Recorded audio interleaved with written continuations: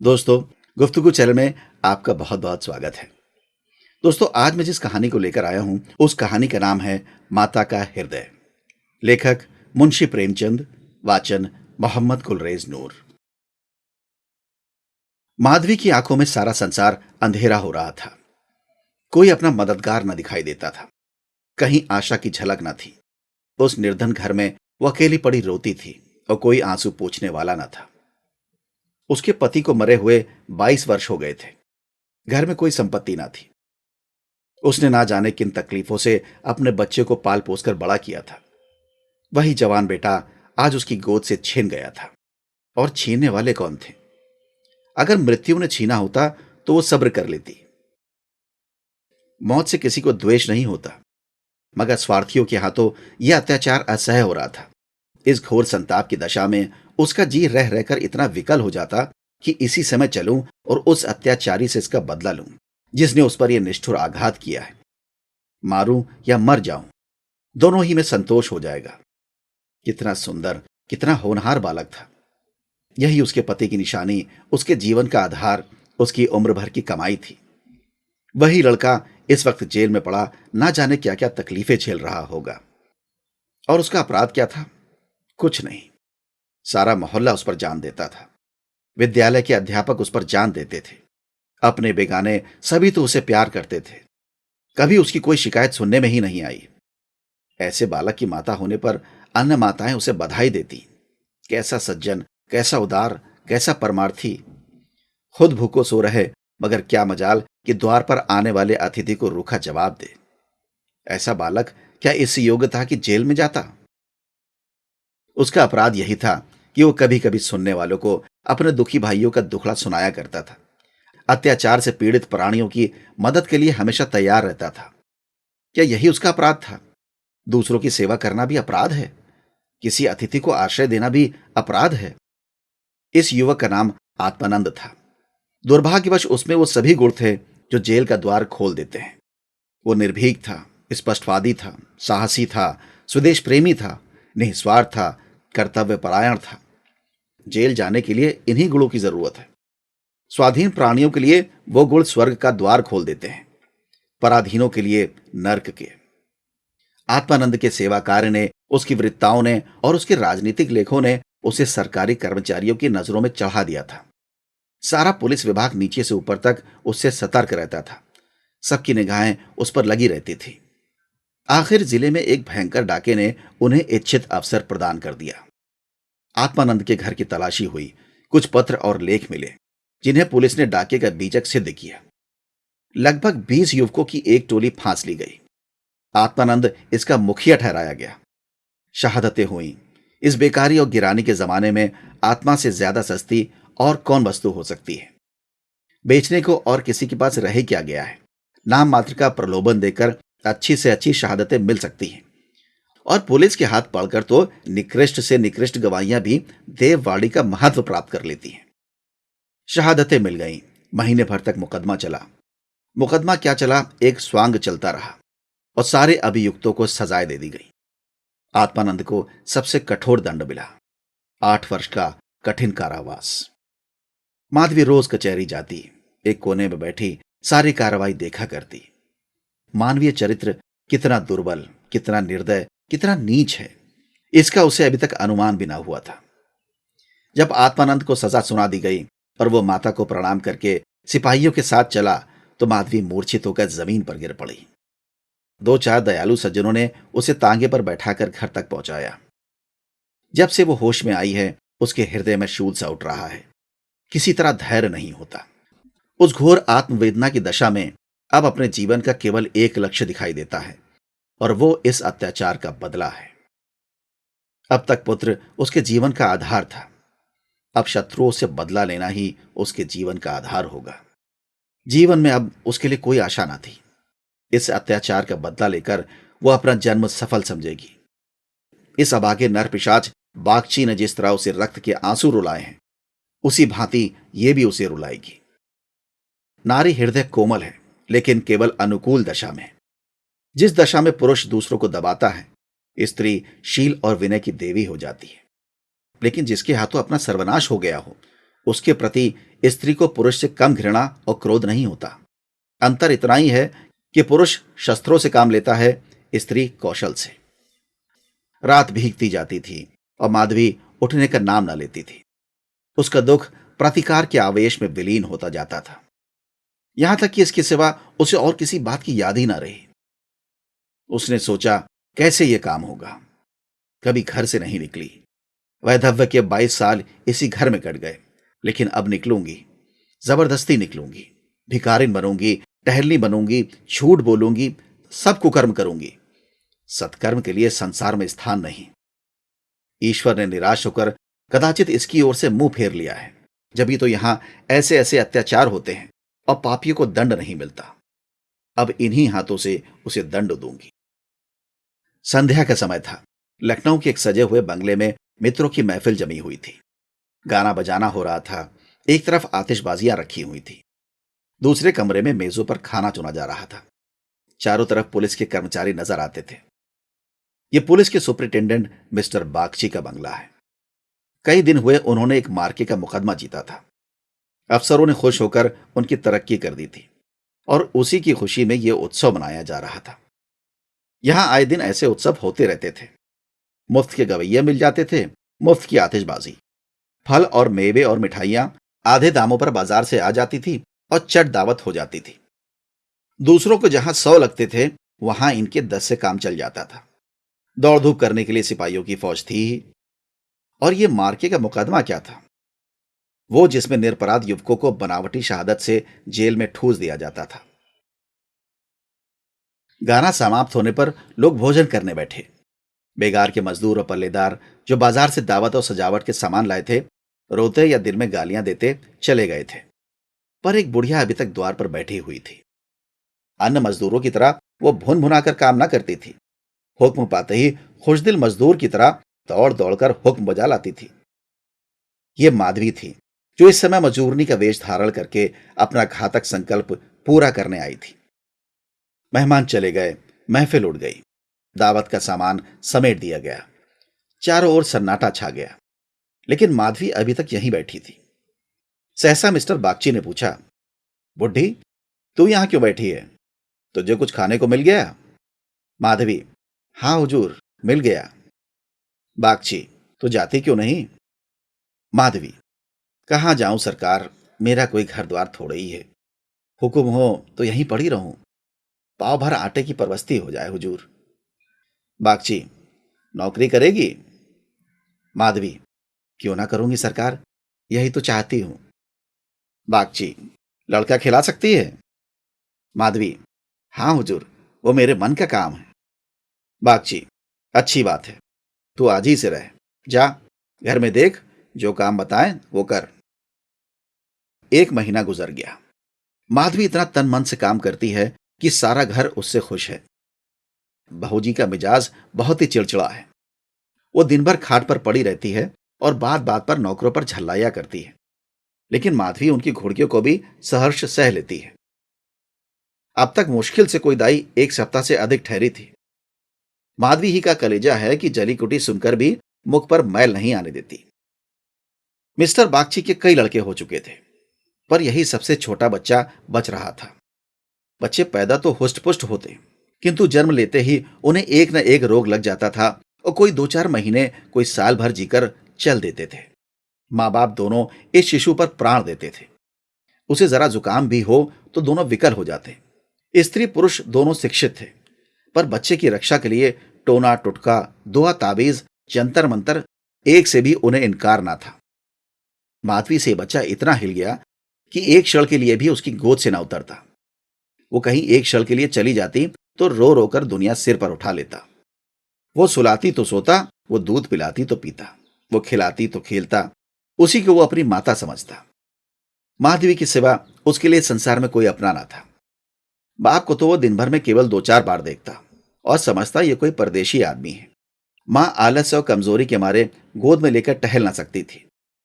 उसे वो अपनी रक्षा का भार संभालने के योग्य ना समझता था, और नौकर चाकर उसे गोद में लेते तो इतनी बेदर्दी से कि उसके कोमल अंगों में पीड़ा होने लगती थी। कोई उसे ऊपर उछाल देता था, यहां तक कि अबोध शिशु का कलेजा मुंह को आ जाता था। उन सबों से वो डरता था।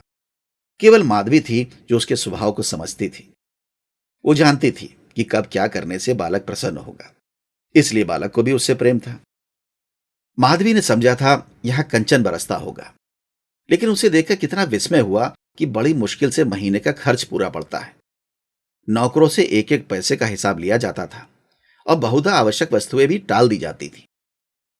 एक दिन माधवी ने कहा, बच्चे के लिए कोई तेज गाड़ी क्यों नहीं मंगवा देती? गोद में उसकी बाढ़ मारी जाती है।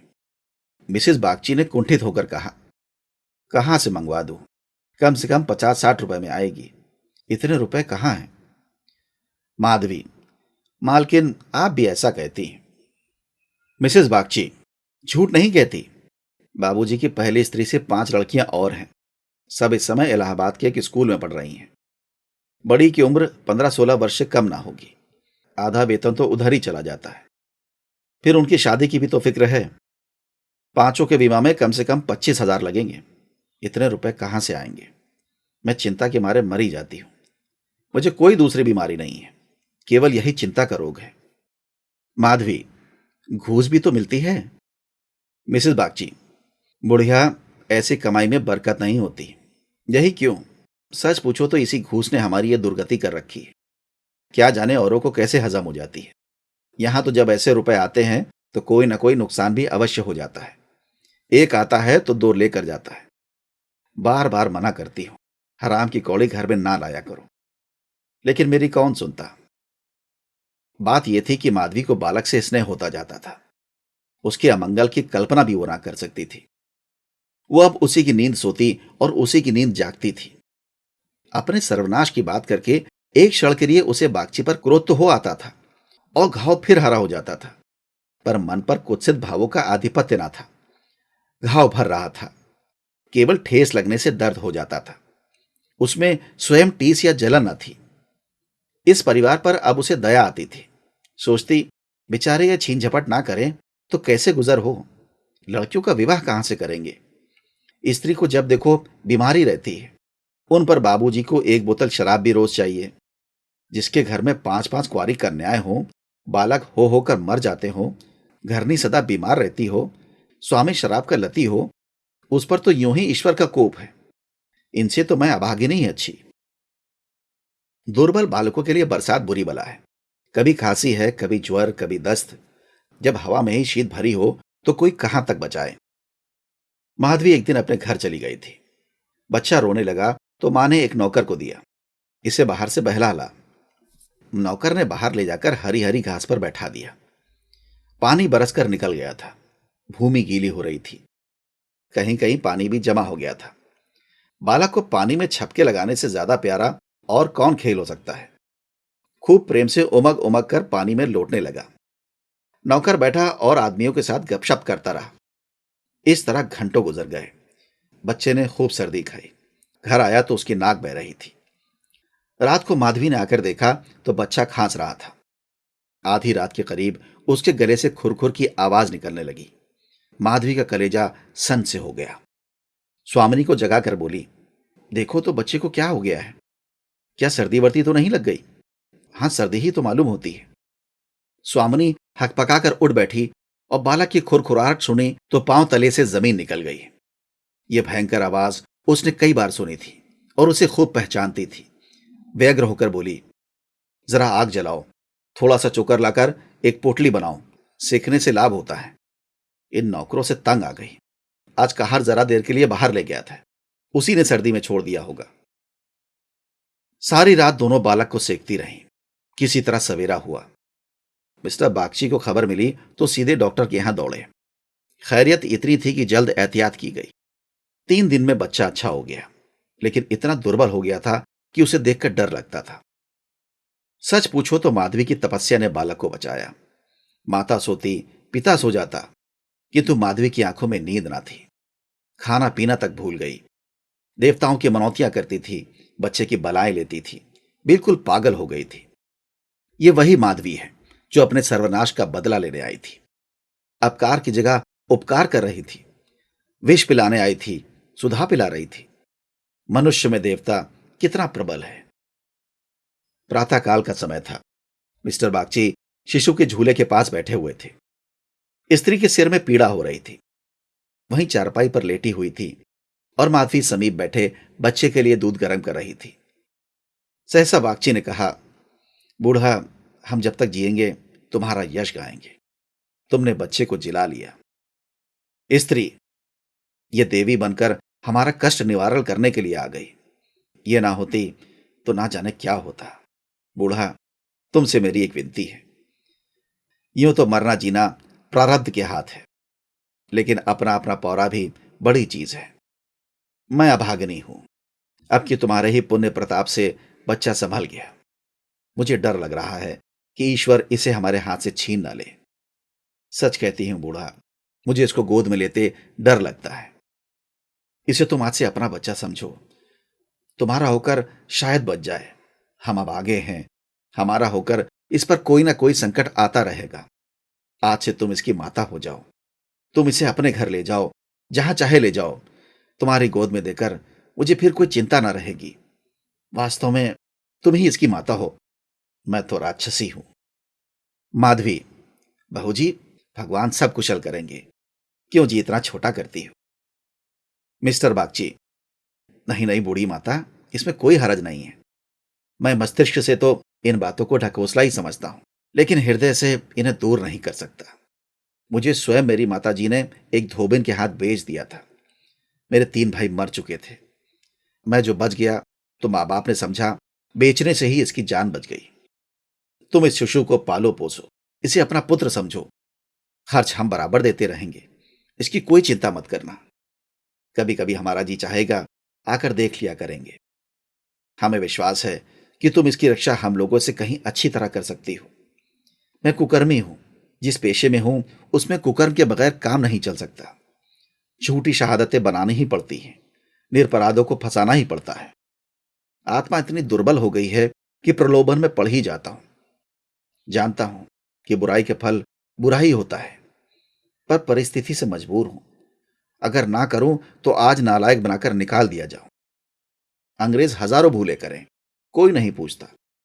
हिंदुस्तानी एक भूल भी कर बैठे तो सारे अफसर उसके सिर हो जाते हैं।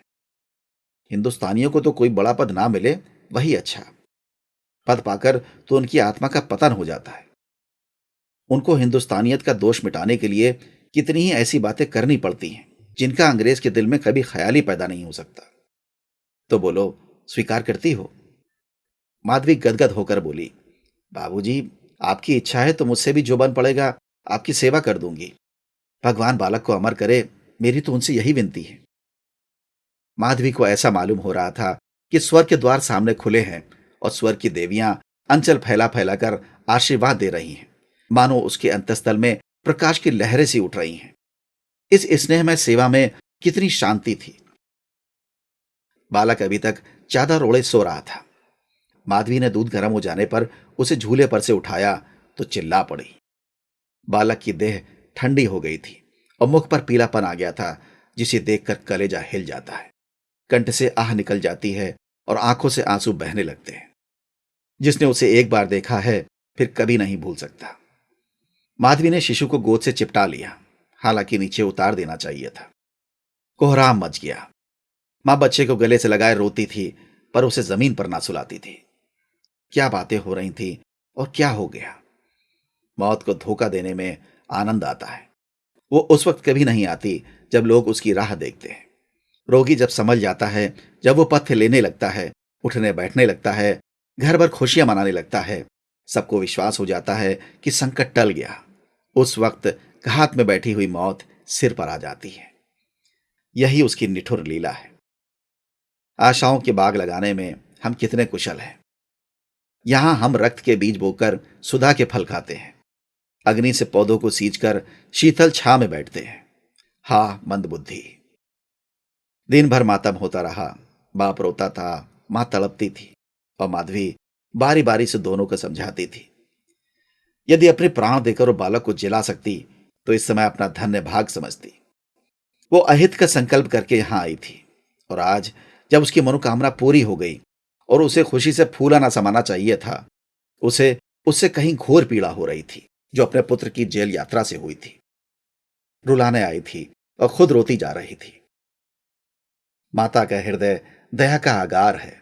उसे जलाओ तो उसमें दया की ही सुगंध निकलती है, पीसो तो दया का ही रस निकलता है। वो देवी है। विपत्ति की क्रूर लीलाएं भी उस स्वच्छ निर्मल स्रोत को मलिन नहीं कर सकती।